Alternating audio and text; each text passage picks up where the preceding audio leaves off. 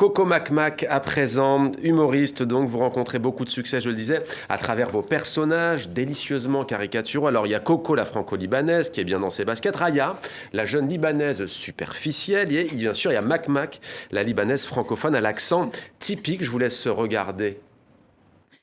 Mais moi, je sais que c'est que des imitations de ce qu'elle achète. Eh ben, elle aime bien se faire passer pour une femme du monde, tu vois. Elle veut nous faire croire que son mari, il a réussi dans le business. Hein. Moi, je lui ai dit, habiter ton mari, on le sait, c'est un homme d'affaires sans affaires. Tu sens un petit peu les odeurs. C'est clair, ça sent l'été, ça sent la plage, ça sent le soleil, ça sent la crème bronzante. Mais n'importe quoi, Haïti, ça sent le dollar. Je suis sûre qu'ici, les Qataris, quand ils toussent du pétrole. C'est bien la première fois que je suis dans un pays où il y a autant de SDF. Des SDF? Raya, qu'est-ce que tu racontes? On n'en a même pas vu un. Haïti SDF, sans difficulté financière. Ya Allah, j'ai les oreilles qui saignent. Écoutez, je ne peux plus entendre ce genre de conversation. Madame Dominique, qu'est-ce que vous pensez de la sexualité des femmes avant le mariage? Eh bien, j'ai presque envie de vous dire, après réflexion et compte tenu de ma culture et bien évidemment de mon éducation, que le... Madame Dominique, arrête avec tes phrases de 15 km. Une question, la sexualité avant le mariage, oui ou non? Il y a de la réponse.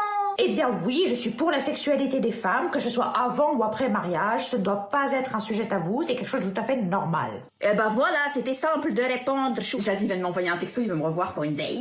Flake, tu dois respecter les 5 règles pour une première date. Ça, c'est un must-have. Règle numéro 1, tu n'acceptes jamais un dîner, toujours un verre. On sait jamais, le mec il peut être sympa par texto, mais chiant à mourir en live. Règle numéro 2, tu y vas en mode décontracté chic, mais avec des lunettes de soleil, même s'il pleut, ok? Ça va te donner beaucoup plus d'allure.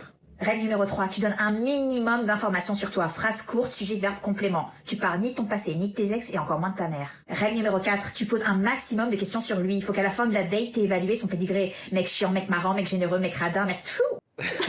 Bon voilà, on n'en peut plus avec Clémence Zarkane. Coco Makmak, qu'est-ce qui vous a donné envie un jour de camper ces personnages, de vous mettre dans leur peau?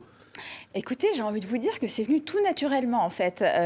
Pendant le confinement, j'ai fait ma première vidéo avec cette fameuse mère Makmak. D'accord. Et cette vidéo a connu un certain succès. Et du coup, je me suis dit, peut-être que dans l'humour, c'est vers là qu'il faut aller, sachant qu'aujourd'hui en France, malheureusement, on n'a pas beaucoup d'humoristes franco-libanais qui représentent un petit peu l'humour libanais. Et puis petit à petit, avec le temps, j'ai commencé à développer d'autres types de personnalités libanaises. Et c'est quoi l'humour libanais? Oh, c'est ce que je représente tous les jours à travers mes vidéos, tu vois. L'idée, elle vient comme ça. Je fais une vidéo, je la poste sur les réseaux sociaux, et puis quelque part, l'humour libanais, qu'est-ce que c'est? J'ai envie de vous dire, c'est juste parler des Libanais. En fait, plus on se rapproche de la vérité, et plus ça fait rire les gens. Donc, en fait, j'essaye de mettre en scène, en fait, toutes des situations qu'on peut avoir l'habitude de rencontrer dans notre vraie vie. Ouais. Les gens s'identifient. Ça rassure aussi les gens de se dire, finalement, on a tous la même mère à la maison. Ouais. Du coup, ça les fait rire, et du coup, je continue. Il y a de l'autodérision aussi. Ah, mais totalement, totalement.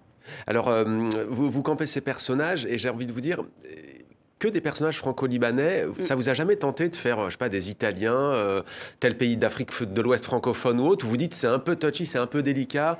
À l'heure où l'on parle d'appropriation culturelle, vous n'oseriez pas?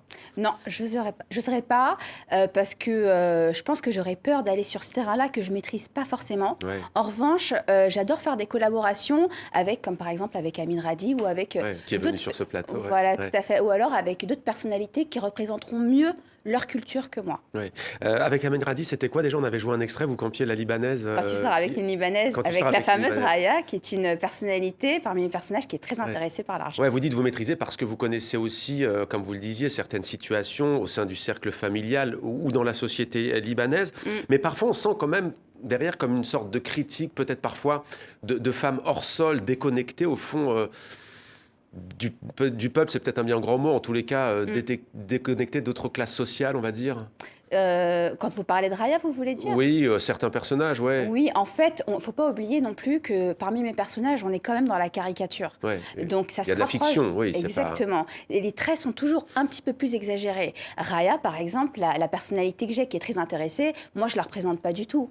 Mais pourtant, elle représente une certaine partie des femmes aussi. Toujours de façon caricaturée, je précise. Ouais, vous parliez tout à l'heure de la sexualité. Est-ce que, vous avez commencé pendant le confinement, vous n'êtes pas humoriste depuis 10 ans, mais est-ce qu'il y a des sujets que vous préférez ne pas aborder, on va dire, qui sont un peu sensibles? Alors, justement, j'essaye d'aborder en fait tous ces sujets-là parce qu'aujourd'hui, dans les sociétés orientales, on a du mal avec certains sujets. Par exemple, la sexualité des femmes ou alors l'homosexualité. Et je pense que nous, la nouvelle génération, on a un travail à faire à ce niveau-là. Il faut aider les mentalités à changer parler. Et le vecteur, ce sont des personnes comme moi. Donc, ils vont commencer à en parler. La nouvelle génération doit s'exprimer. Et j'essaye de le faire à travers mes vidéos. Ouais, il faut répondre simplement, on l'a bien compris. Hein. Pas des phrases de 15 km, vous avez dit tout à l'heure. Hein. Peut-être une réaction, on vous voit beaucoup rire. C'est vrai, que pensez-vous de cet humour un peu avec cette autodérision Moi, je connais un peu cet humour-là parce que j'ai vécu à Beyrouth et que je suis un peu libanaise aussi et qu'on a un peu le même humour aussi chez nous en Syrie. Enfin, voilà, mais moi, j'adore, je connaissais pas, je vous connaissais pas, donc je suis ravie. J'ai gagné un follower, je suis ravie.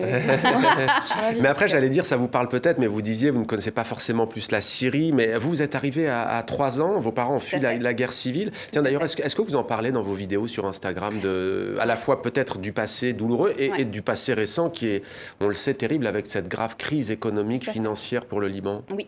Alors, à une époque, j'ai fait des vidéos qui s'appelaient l'histoire de la famille Makmak, où j'ai raconté en fait toute l'histoire de mes parents, comment ils ont vécu la guerre, comment je suis née, comment ils ont fui le Liban, comment ils sont arrivés en France. Et ça avait fait l'objet d'une série. Bon, finalement, je me suis arrêtée parce que, bon, après, j'ai grandi et je pensais que ça avait plus de sens. Merci en tout cas à vous.